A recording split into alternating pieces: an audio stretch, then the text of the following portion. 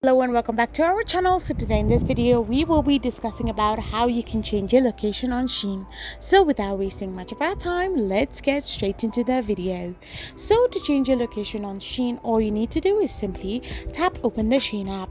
So once you tap open the Shein app, you will end up in this kind of interface where all you need to do is simply tap on the Me option. Once you do so, you will need to now tap on the settings option, and through there you need to select the location. So once you select the location, you can see several of the options where you can change your location to. So simply select a country or select a location to change it on Shein. So once you select the location, you can see that your location on Shein will also be changed accordingly. So whichever location you have selected will be shown in your Shein profile. I hope you found this video helpful, so don't forget to hit that subscribe button and do give us a thumbs up. We will be back again with these informative videos. Thank you for watching.